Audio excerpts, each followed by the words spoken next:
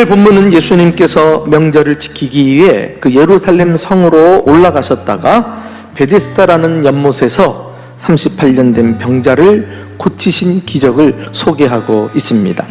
이 기적 사건은 구원이 무엇인가 우리에게 잘 보여주는 완벽한 그림이라고 할 수가 있습니다. 38년 된 병자가 예수님을 만나서 새로운 삶을 시작한 것처럼 오늘이 예수님을 믿고 새 삶을 사는 복된 날이 되시기를 바랍니다. 오늘 베데스다 연못의 기적은 이미 예수님을 믿은 사람들에게도 교훈을 주는 사건이란 사실을 아십니까? 예수님은 오늘날도 그의 백성들을 위해서 기적을 나타내시는 분이십니다. 우리는 이 기적을 어떻게 체험할 수 있을까요? 첫째, 기적을 체험하려면 복된 자리에 계셔야 합니다.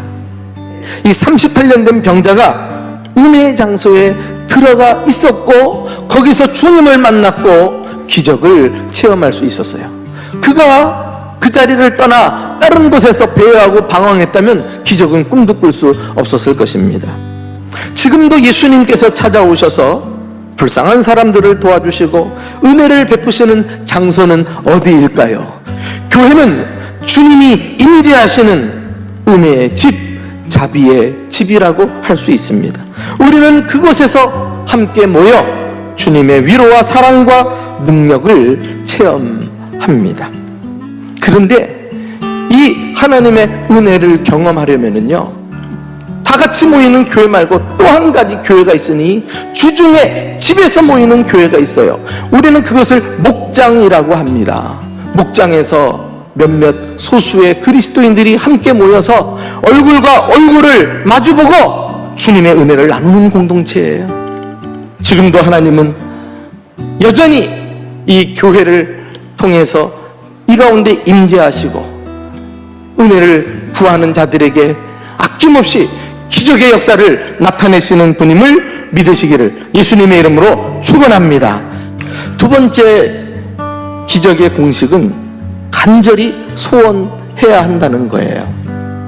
예수님은 38년 된 병자에게 내가 낫고자 하느냐 물으셨습니다. 기적을 일으키시기 전에 병자의 마음속에 간절함과 소원을 불러 일으킨 것이죠. 물론 혼자서도 예수님은 기적을 나타내시는 분이지만 간절히 원하는 사람에게 기적을 보여주십니다. 누구나 다 소원을 가지고 사는데 어떤 사람은 기적을 체험하고 어떤 사람은 체험하지 못하는 이유가 도대체 무엇일까요? 진짜 간절히 원하는 사람은 중도에 포기하지 않습니다. 38년 된 병자를 보세요. 누구도 관심을 가져주지 않았고 도와줄 사람조차 없었지만 절망하지 않고 은혜의 자리를 떠나지 않았다는 것입니다. 그리고 인내하고 기다릴 때 예수님이 만나 주셨습니다.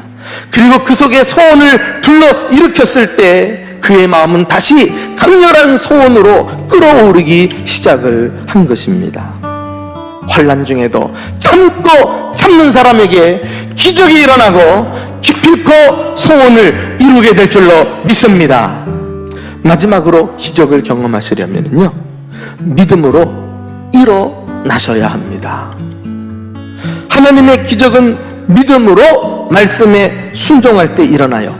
간절히 원하기만 하고 움직이지 않으면 아무 일도 일어나지 않습니다. 이렇게 기적의 공식은 어렵지 않아요. 매우 단순합니다. 주님 말씀하시면 믿고 따르면 돼요.